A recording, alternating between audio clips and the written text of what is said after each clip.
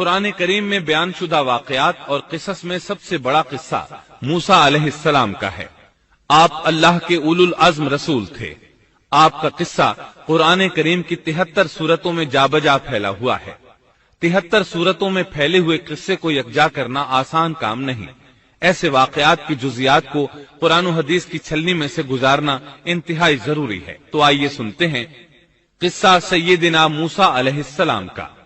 اللہ تعالی سورۃ القصص آیت 1 تا 3 میں فرماتے ہیں، شروع اللہ کے نام سے جو بڑا مہربان نہایت رحم والا ہے۔ تا سین میم، یہ روشن کتاب کی آیات ہیں۔ ہم آپ کے سامنے موسیٰ اور فرعون کا صحیح واقعہ بیان فرماتے ہیں ان لوگوں کے لیے جو ایمان رکھتے ہیں۔ ان آیات میں اہل ایمان کے لیے نصیحت اور یاد دہانی ہے، جبکہ انہی آیات میں فاسق، نافرمان اور کجرو لوگوں کے لیے ڈراوا اور وعید ہے۔ فرعون یعنی ولید بن مصعب بہت جابر اور ظالم شخص تھا۔ ظلم و جبر کی ان آخری حدوں کو پہنچ گیا تھا جن تک شاید انسانوں میں سے کوئی بھی نہ پہنچا ہوگا، یہاں تک کہ اس نے رب ہونے کا دعویٰ کر دیا۔ وہ اللہ تعالیٰ کا انکار کرتے ہوئے کہا کرتا تھا۔ فرعون کہنے لگا، اے درباریوں، میں تو اپنے سوا کسی کو تمہارا معبود نہیں جانتا۔ کہنے لگا، تم سب کا رب میں ہی ہوں۔ اس نے الوہیت اور ربوبیت دونوں میں اللہ تعالی سے جھگڑا کیا۔ یقیناً فرعون نے زمین میں سرکشی کر رکھی تھی اور وہاں کے لوگوں کو گروہ گروہ بنا رکھا تھا اور ان کے ایک فرقے کو کمزور کر رکھا تھا، اور ان کے لڑکوں کو تو ذبح کر ڈالتا تھا اور ان کی لڑکیوں کو زندہ چھوڑ دیتا تھا۔ بلا شک و شبہ وہ تھا ہی فساد کرنے والوں میں سے۔ اس نے لوگوں کے گروہ اور جماعتیں بنا رکھی تھیں۔ فرعون کے زمانے میں بنی اسرائیل سب سے حقیر اور کم درجہ قوم تھی۔ فرعون نے انہیں حد درجے ذلیل اور بے عزت بنا رکھا تھا۔ سبھی کو معاشرے میں نچلے طبقے میں شمار کیا جاتا تھا، جبکہ مصر میں یہی لوگ شاہانہ زندگی گزارا کرتے تھے۔ فرعون نے اعلان کرا رکھا تھا کہ بنی اسرائیل سب کے سب غلام ہیں۔ وہ ان سے زر خرید غلاموں کی طرح مزدوری لیا کرتا تھا۔ ان کی عورتوں سے لونڈیوں باندیوں جیسا برتاؤ کیا جاتا تھا۔ وہ جو چاہتا تھا ان سے کرتا تھا۔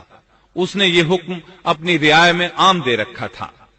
مصر کے باشندے اعلیٰ درجے کے لوگ سمجھے جاتے تھے، وہ قبطی کہلاتے تھے۔ فرعون نے بنی اسرائیل کو غلام اور محکوم بنا رکھا تھا اور اس نے ان میں سے ایک فرقے کو کمزور کر رکھا تھا۔ بنی اسرائیل اس ذلت سے نجات پانے کا انتظار کر رہے تھے، اور اس کی وجہ یہ تھی کہ انہیں ایک بشارت ملی ہوئی تھی۔ اس کے مطابق ان کا نظریہ تھا کہ فرعون کے گھر سے ایک بچہ نکلے گا جو انہیں نجات دلائے گا، اور یہ بھی بیان کیا جاتا ہے کہ یہ بشارت انہیں اس طرح ملی تھی کہ خود فرعون نے خواب دیکھا تھا کہ بیت المقدس سے آگ نکل کر مصر کی جانب بڑھتی چلی آ رہی ہے۔ وہ آگ مصر میں موجود تمام لوگوں کو جلائے ڈالتی ہے، مگر اس آگ سے بنی اسرائیل کے گھر محفوظ رہتے ہیں۔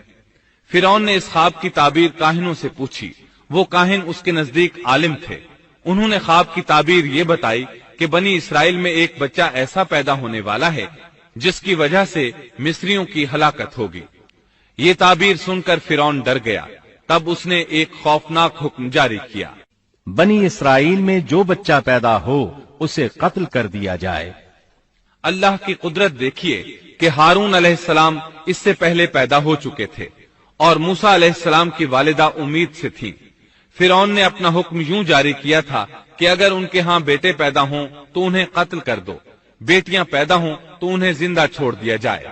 چنانچہ ایسا ہی کیا جانے لگا۔ ہر نومولود بچے کو قتل کیا جانے لگا، بچیوں کو چھوڑ دیا جاتا۔ یہ تھا بچوں کو ذبح کرنے کا حکم جو بنی اسرائیل میں شروع ہوا۔ اس کا طریقہ انہوں نے یہ اختیار کیا کہ ہر حاملہ خاتون کی نگرانی شروع کر دی۔ دایا عورتوں کے ذمے یہ ڈیوٹی لگائی کہ حاملہ مستورات کی اطلاع دیں گی، اور جو دایا اطلاع نہ دیتی اسے بھی قتل کر دیا جاتا۔ اس طرح فرعون اور اس کے وزیروں کو ہر نو مولود سے باخبر رکھا جاتا تھا۔ ان دنوں سیدنا موسیٰ علیہ السلام کی والدہ اپنے حمل کے ابتدائی دنوں میں تھیں۔ انہوں نے اس بات کو چھپائے رکھا اور دایا کا کام کرنے والی عورتوں سے بھی خود کو چھپائے رکھا، یہاں تک کہ درد ذہ کا وقت آ پہنچا اور انہوں نے بچے کو جنم دیا۔ इस बारे में सिवाय करीबी लोगों के कोई नहीं जानता था। बच्चे की पैदाइश के बाद वो फिक्रमंद रहने लगी। हमल के दिनों में तो उन्होंने खुद को छुपा लिया था, अब बच्चे को कैसे छुपाएं? फिर भी अपनी पूरी कोशिश करती रहीं, यहाँ तक कि उनके पास अल्लाह का हुक्म आ गया। ये हुक्म अल्लाह ने उनके दिल में डाला था, यानी इल्का किया गया था। ये वो वही नहीं थी जो पैगंबरों पर आती है। और हमने मूसा की माँ को वही की कि इसे दूध पिलाती रह, और जब तुझे इसकी निस्बत कोई खौफ मालूम हो तो इसे दरिया में बहा देना, और कोई डर खौफ या रंज गम न करना। हम यकीनन इसे तेरी तरफ लौटाने वाले हैं और इसे अपने पैगंबरों में बनाने वाले हैं। मतलब ये था कि जब तफ्तीश और तहकीक शुरू हो या खतरात बढ़ जाएं तो इसे दरिया में डाल दें। इस आयत मुबारका में बैक वक्त दो खबरें, दो अहकाम, दो हुक्म इम्तिनाई और दो बशारतें हैं। यानी हमने मूसा की माँ को वही की कि इसे दूध पिलाती रहे, ये दो खबरें हैं। और जब तुझे खौफ महसूस हो तो इसे दरिया में बहा दे, ये दो हुक्म हैं। कोई खौफ न खा और कोई गम न कर, ये दो इम्तिनाई हुक्म हैं। हम यकीनन इसे तेरी तरफ लौटाने वाले हैं और इसे अपने पैगंबरों में से एक पैगंबर बनाने वाले हैं।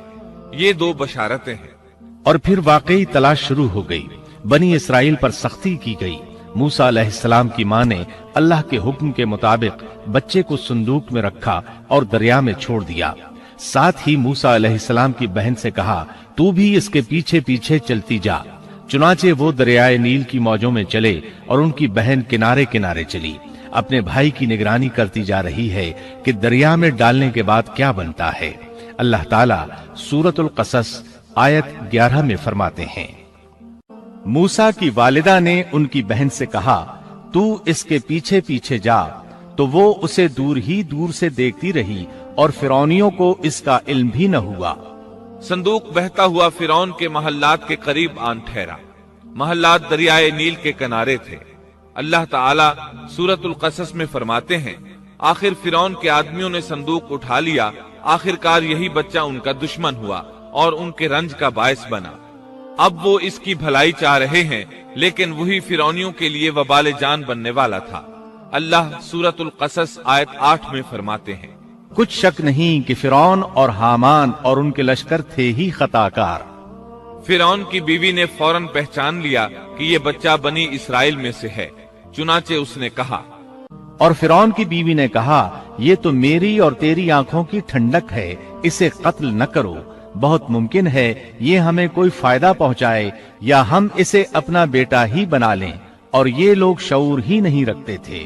मतलब ये कि इस पूरे मामले में अल्लाह ताला की तदबीर से उन्हें आगाही नहीं थी। इस पर फिरौन ने कहा, ये सिर्फ तेरी आंखों की ठंडक है, मेरी नहीं। मैं नहीं चाहता बनी इसराइल का कोई बच्चा मेरी निगरानी में पले, लिहाजा ये सिर्फ तेरी ही आंखों की ठंडक है। इब्ने अब्बास रजी अल्लाह अन्हुमा फरमाते हैं, अगर फिरौन ये बात कह देता कि ये मेरी भी आंखों की ठंडक है तो अल्लाह ताला उसे हिदायत दे देता, लेकिन उसने यूं कहा, ये सिर्फ तेरी आंखों की ठंडक है, मेरी नहीं। और फिर हुआ भी यही। मूसा अलैहिस्सलाम आसिया की आंखों की ठंडक बन गए, फिरौन की आंखों की ठंडक न बने। अल्लाह ताला सूरतुल कसस आयत 10 में फरमाते हैं, और मूसा की वालिदा का दिल बेकरार हो गया।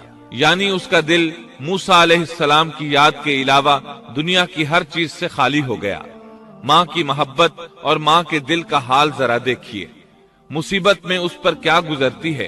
वो मेहरबानी जो माँ के दिल में होती है, वो मोहब्बत जो सिर्फ उसी दिल का खासा है। हम मर्दों की जमात इस कैफियत को नहीं जानती जो मुसीबत के वक्त माँ के दिल पर गुजरती है। चुनाचे अल्लाह ताला फरमा रहे हैं, और मूसा की वालिदा का दिल बेकरार हो गया। यानी मूसा अलैहिस्सलाम की मोहब्बत के सिवा उस दिल में और कुछ न रहा। हर वो चीज जो उसे दुनिया में प्यारी थी, मूसा की मोहब्बत पर गालिब ना आ सकी। बस दिल में मूसा ही मूसा थे। अल्लाह ताला सूरतुल कसस आयत 10 में फरमाते हैं, करीब थी कि इस वाक़े को बिल्कुल जाहिर कर देती अगर हम उनके दिल को ढारस न दे देते। ये इसलिए कि वो यकीन करने वालों में रहे। अब देखिए अल्लाह ताला के काम। उनके नूरे चश्म को किस तरह उनकी तरफ वापस लौटाया। बच्चा जब महल में पहुंचा तो उसने दूध के लिए रोना शुरू कर दिया। اس کے پاس دودھ پلانے والیاں لائی گئیں، لیکن بچے نے کسی عورت کا دودھ نہ پیا۔ آخر وہ بچے کو اٹھا کر باہر لائے۔ اللہ آیت 12 میں فرماتے ہیں، اور ان کے پہنچنے سے پہلے ہم نے موسیٰ پر دائیوں کا دودھ حرام کر دیا تھا۔ جو عورت بھی آپ کو دودھ پلانے کی کوشش کرتی ناکام ہو جاتی۔ اب ظاہر ہے یہ رکاوٹ تو اللہ تعالیٰ کی طرف سے تھی، کوئی دودھ پلانے میں کامیاب ہو بھی کیسے سکتی تھی۔ ادھر موسیٰ ہے، یہ کہنے لگیں، کیا میں تمہیں ایسا گھرانہ نہ بتاؤں جو اس بچے کی تمہارے لیے پرورش کرے اور ہوں بھی وہ اس بچے کے خیر خواہ۔ انہوں نے پوچھا، اے بچی تو کیسے جانتی ہے کہ وہ اس بچے کی خیر خواہی کریں گی؟ بچی نے جواب دیا، اس لیے کہ وہ ایک غریب گھرانہ ہے۔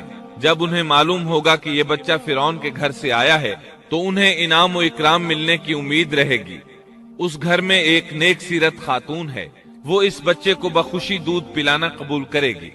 انہوں نے کہا، چلو ٹھیک ہے۔ چنانچہ آپ کی بہن انہیں گھر لے آئی۔ والدہ محترمہ نے بچے کو دودھ پلایا تو آپ نے فوراً دودھ پینا شروع کر دیا۔ سیدہ آسیہ نے ان کی طرف پیغام بھیجا کہ وہ محل میں آ جائے اور جب تک بچہ دودھ پیتا رہے وہ اس کے پاس محل ہی میں رہے، لیکن موسیٰ علیہ السلام کی ماں نے انکار کر دیا۔ انہوں نے کہا، میرے اہل و عیال ہیں، میرے خاوند بھی ہیں، لہٰذا ان کے ہوتے ہوئے میں گھر نہیں چھوڑ سکتی۔ اب چونکہ بچے نے کسی اور کا دودھ پینا قبول نہیں کیا تھا، اس لیے وہ خود بچے کو لے کر آتے تھے۔ اس طرح موسیٰ علیہ السلام کی والدہ کا بے حد احترام ہونے لگا۔ فرعون کے ہر کارے تحفے تحائف ان کے گھر لانے لگے۔ اللہ تعالیٰ آیت 13 میں فرماتے ہیں، پس ہم نے اسے اس کی ماں کی طرف واپس پہنچایا تاکہ اس کی آنکھیں ٹھنڈی رہیں اور آزردہ خاطر نہ ہو، اور جان لے کہ اللہ کا وعدہ سچا ہے، لیکن اکثر لوگ نہیں جانتے۔ اس طرح موسیٰ علیہ السلام شاہی محل میں پلنے بڑھنے لگے، یہاں تک کہ 18 سال کے خوبرو نوجوان ہو گئے۔ اللہ تعالیٰ آیت 14 میں فرماتے ہیں، اور جب موسیٰ اپنی جوانی کو پہنچ گئے اور پورے توانا ہو گئے تو ہم نے انہیں علم و حکمت عطا فرمایا۔ نیکی کرنے والوں کو ہم اسی طرح بدلہ دیا کرتے ہیں۔ سبيل مريح تنهد يا صاحي كي تستريح وغص الدعاء الخفي الصريح يا سعد